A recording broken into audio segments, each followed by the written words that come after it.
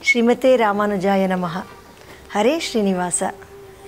ಯತಿರಾಜ ಭಕ್ತಿವಾಹಿನಿಯ ಎಲ್ಲ ವೀಕ್ಷಕರಿಗೂ ಪ್ರೀತಿಯ ಸುಸ್ವಾಗತ. ಪ್ರಿಯ ವೀಕ್ಷಕರೇ, ಇಂದು ನಾವು ಶ್ರೀನಿವಾಸನ ಲೀಲೆಯ ಬಗ್ಗೆ ತಿಳಿದುಕೊಳ್ಳೋಣ. ಬೆಂಗಳೂರು ಹಾಗೂ ಮೈಸೂರಿನ ಮಧ್ಯಭಾಗದಲ್ಲಿರುವ ಮದ್ದೂರು ತಾಲೂಕಿನ ನಿಡಘಟ್ಟ ಗ್ರಾಮದ ಅಣ್ಣೇಗೌಡ ನೆಸ್ಟ್ನಲ್ಲಿ ಮಧ್ಯ ತಿರುಮಲ ಕ್ಷೇತ್ರದಲ್ಲಿ ಶ್ರೀ ಶ್ರೀನಿವಾಸನ ದೇವಾಲಯವು ನೂತನವಾಗಿ ನಿರ್ಮಾಣಗೊಳ್ಳುತ್ತಿದೆ.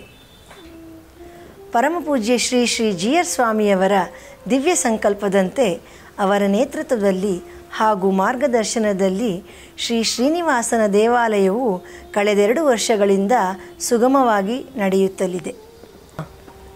ಇದರ ಮುಖ್ಯ ಅಂಗವಾದಂತಹ ಶ್ರೀ ಶ್ರೀನಿವಾಸನ ಗರ್ಭಗುಡಿ ಪ್ರವೇಶವು ದಿನಾಂಕ 25ರಂದು ಸಾವಿರಾರು ಭಕ್ತರ ಸಮ್ಮುಖದಲ್ಲಿ ಅತ್ಯಂತ ವಿಜೃಂಭಣೆಯಿಂದ ನೆರವೇರಿತು. ಇದೇ ಸಂದರ್ಭದಲ್ಲಿ ಅಲ್ಲಿ ಒಂದು ಪವಾಡವು ನಡೆಯಿತು.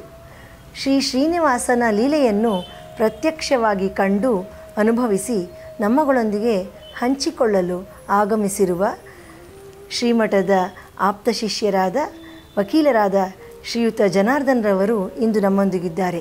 ಮೊದಲಿಗೆ ಅವರನ್ನು ಸ್ವಾಗತಿಸೋಣ. ನಮಸ್ಕಾರ ಜನಾರ್ದನ್. ಹರೇ ಶ್ರೀನಿವಾಸ. ಹೇಳಿ ಜನಾರ್ದನ್, ಅಂದಿನ ಲೀಲೆಯ ಬಗ್ಗೆ ನಿಮಗಾದ ಅನುಭವ ಹೇಗಿತ್ತು? ಮಧ್ಯ ತಿರುಮಲ ಕ್ಷೇತ್ರ ಜಿ.ಆರ್. ಸ್ವಾಮಿಗಳ ಒಂದು ಅದ್ಭುತವಾದ ಕನಸು. ತುಂಬ ಶ್ರೀನಿವಾಸರ ಕೃಪಾ ಕಟಾಕ್ಷದಿಂದ ತುಂಬ ಅದ್ಭುತವಾಗಿ ಶ್ರೀನಿವಾಸರ ದೇವಾಲಯ ನಿರ್ಮಾಣ ಆಗ್ತಾಯಿದೆ. ಆ ಕೈಂಕರ್ಯದಲ್ಲಿ ಪಾಲ್ಗೊಳ್ಳೋದಕ್ಕೆ ನಮಗೂ ಎಲ್ಲ ಅವಕಾಶ ಸಿಕ್ಕಿತ್ತು.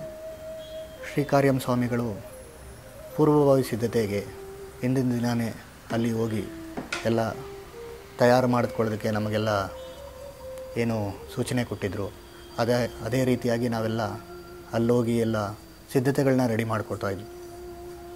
ತಯಾರು ಮಾಡಿಕೊಳ್ತಾ ಇದ್ದ ಸಂದರ್ಭದಲ್ಲಿ ರಾತ್ರಿ ಸರಿಸುಮಾರು 12-1 ಗಂಟೆ ಸಮಯದಲ್ಲಿ ಅಣ್ಣೇಗೌಡ ಪ್ರಕಾಶ್ ಅವರು ನಾವೇನು ಕೈಂಕರ್ಯ ನಡೆಸ್ತಾ ಇದ್ವಿ ಅದರ ಹತ್ರ ಬಂದು ನಮಗೆಲ್ಲ ಒಂದು ವಿಸ್ಮಯ ಅಂತ ತೋರಿಸಿದ್ರು. ಕರ್ಕೊಂಡೋಗಿ ನಿಮ್ಮನ್ನು ಒಂದು ವಿಸ್ಮಯ ಅಂತ ತೋರಿಸ್ತೀನಿ ಬನ್ನಿ ಅಂತ ಕರ್ಕೊಂಡೋದ್ರು. ಸ್ವಾಮಿ ಪ್ರತಿಷ್ಠಾಪನೆ ಆಗಬೇಕಾಗಿದ್ದಂಥ ಜಾಗದಲ್ಲಿ ಸ್ವಾಮಿಯ ಬಿಂಬ ದೇವಾಲಯದ ಗರ್ಭಗುಡಿ ಸ್ಥಾನ ಏನಿದೆ ಆ ಜಾಗದಲ್ಲಿ ನಮಗೆ ಪರಿಚಯ ಕಂಡುಬಂತು. ನಾವೆಲ್ಲ ಮೂಕವಿಸ್ವಿತರಾಗಿ ಅದನ್ನೆಲ್ಲ ನೋಡ್ತಾ ನಿಂತವು. ಮತ್ತು ನಮ್ಮ ಶ್ರೀನಿವಾಸ್ ಅವರು ಅದಕ್ಕೆ ಸೂಕ್ತವಾದಂಥ ಹಾಡುಗಳನ್ನು ಸಹ ಹೇಳಿದ್ರು. ಆ ಒಂದು ಅದ್ಭುತ ಲೀಲೆನ ನಾವೆಲ್ಲ ಕಣ್ಣು ತುಂಬಿಕೊಳ್ಳೋದಕ್ಕೆ ಸಾಕ್ಷಿಯಾಯಿತು.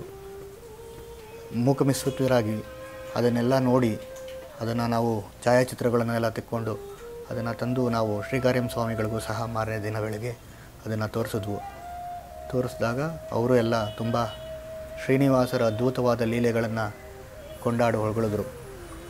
ಈ ಒಂದು ವಿಚಾರದಿಂದ ನಮಗೇನು ತಿಳಿದು ಬರುತ್ತೆ ಅಂದರೆ, ಸ್ವಾಮಿ ಈ ಒಂದು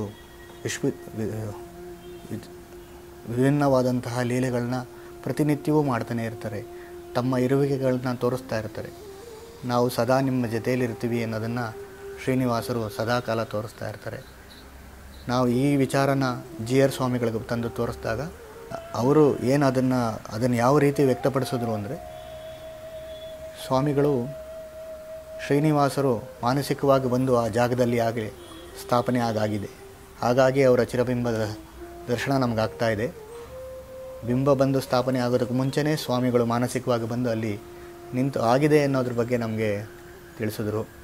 ನಾವು ಎಲ್ಲ ಈ ಒಂದು ಅದ್ಭುತವಾದಂಥ ಲೀಲೆನ ಕಣ್ತುಂಬಿಕೊಂಡಿದ್ದರಿಂದ ಜನ್ಮ ಸಾರ್ಥಕ ಆಯಿತು ಅಂತ ತಿಳ್ಕೊತೀವಿ.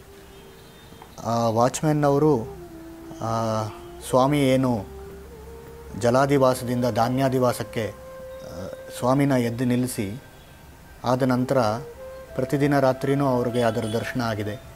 ಆ ದರ್ಶನ ಆದಾಗ ಅವರು ಅದರ ಬಗ್ಗೆ ಅಣ್ಣೇಗೌಡ ಪ್ರಕಾಶ್ ಅವರಿಗೆ ಹೋಗಿ ಆ ವಿಚಾರನ ತಿಳಿಸಿದ್ದಾರೆ. ಈ ರೀತಿಯಾಗಿ ಸ್ವಾಮಿಯ ಚಿರಬಿಂಬದ ಒಂದು ದರ್ಶನ ಆಗುತ್ತೆ ಆ ಜಾಗದಲ್ಲಿ ಅಂತ. ಹಾಗಾಗಿ ಅಣ್ಣೇಗೌಡ ಪ್ರಕಾಶ್ ಅವರು ನಮ್ಮಗಳಿಗೆಲ್ಲ ಆ ವಿಚಾರನ ತೋರಿಸಿ ನಾವುಗಳು ಜನ್ಮ ಪಾವನ ಆಗೋ ಥರ ಮಾಡಿದ್ರು. ಇದುವರೆಗೆ ನಮ್ಮೊಂದಿಗೆ ತಮಗೆ ಆದಂತಹ ಅನುಭವಗಳನ್ನು ಹಂಚಿಕೊಂಡಂತಹ ಶ್ರೀಯುತ ಜನಾರ್ದನ್ ರವರಿಗೆ ತುಂಬ ಹೃದಯದ ಧನ್ಯವಾದಗಳು. ನಮಸ್ಕಾರ ಜನಾರ್ದನ್. ಹರೇ ಶ್ರೀನಿವಾಸ. ಯತಿರಾಜ ಭಕ್ತಿವಾಹಿನಿಯ ಎಲ್ಲ ವೀಕ್ಷಕರಿಗೂ ಧನ್ಯವಾದಗಳು. ಶ್ರೀಮತೆ ರಾಮಾನುಜಾಯ ನಮಃ.